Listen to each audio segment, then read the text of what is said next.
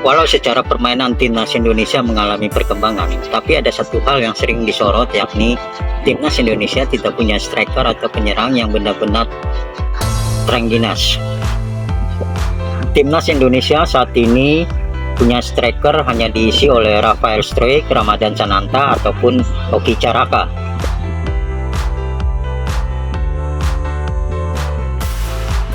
Lalu, kenapa timnas Indonesia mengalami krisis striker?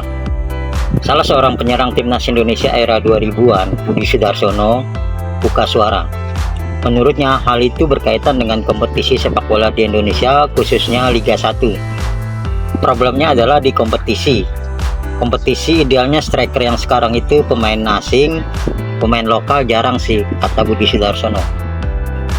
Sejatinya dengan adanya pemain asing di klub Liga 1 bisa jadi motivasi pemain striker lokal untuk tampil lebih mumpuni.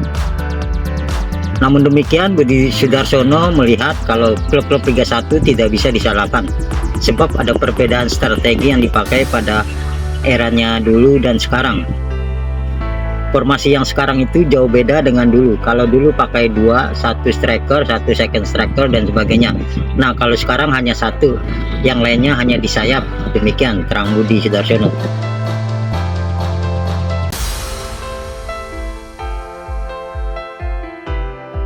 Timnas Indonesia akan melakoni 2 laga tersisa dalam lanjutan kualifikasi Piala Dunia 2026 zona Asia. Timnas Indonesia punya peluang cukup besar untuk melaju ke putaran ketiga.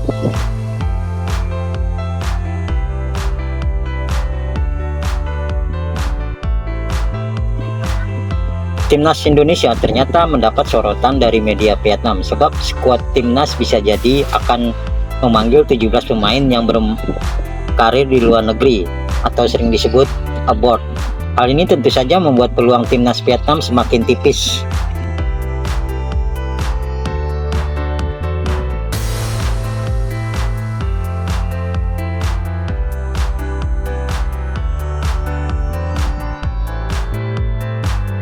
Pelatih timnas Indonesia Sintayong diperkirakan akan memanggil 17 pemain yang bermain di luar negeri untuk memperkuat timnas. Hal ini membuat peluang timnas Vietnam melanjutkan kualifikasi Piala Dunia semakin tipis. Demikian tulis media Soha. Memang tak bisa dipungkiri, untuk dapat poin maksimal, pelatih Sintayong mempersiapkan skuad yang diisi oleh pemain-pemain terbaik, termasuk 17 pemain yang berkarir di luar negeri.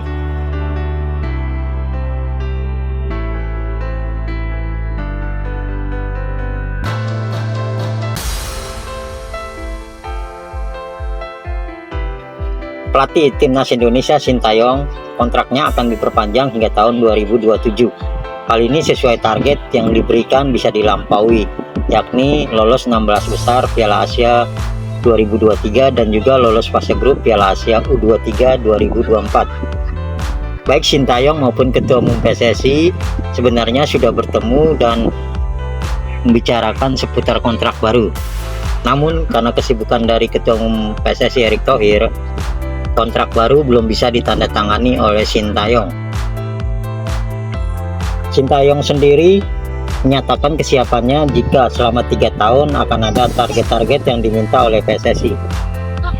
Untuk target ke depan, saya tidak kaget, ujar Sintayong. Saya bekerja dan berjuang untuk mengembangkan sepak bola Indonesia, demikian Sintayong. Para fans timnas Indonesia pastinya tak bisa memungkiri jika di bawah racikan Sintayong, timnas mengalami perkembangan prestasi, mulai dari peringkat FIFA yang naik hingga mental dan permainan yang enak ditonton. Dalam waktu dekat, tepatnya bulan Juni, publik akan menjadi saksi apakah timnas yang berpeluang lolos ke putaran ketiga kualifikasi Piala Dunia 2026 zona Asia. Indonesia hanya butuh 3 poin untuk menjaga peluang tersebut. Jadi saya akan memenuhi target yang sudah dibicarakan sebelumnya kepada Pak Erick Thohir. Demikian Sintayong.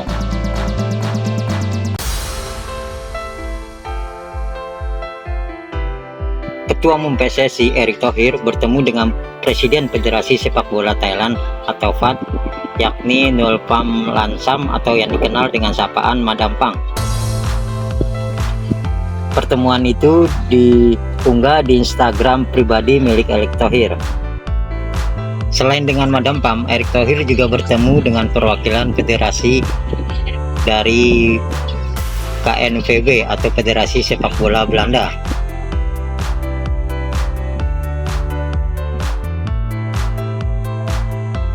Kemudian juga bertemu dengan Presiden Federasi Sepak Bola Singapura atau FAS.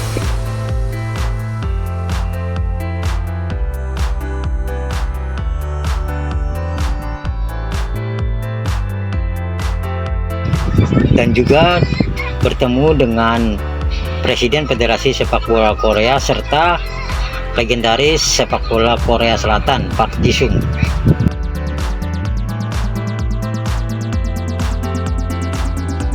Dari pertemuan itu banyak hal yang dibicarakan oleh Erick Thohir, terutama seputar sepak bola,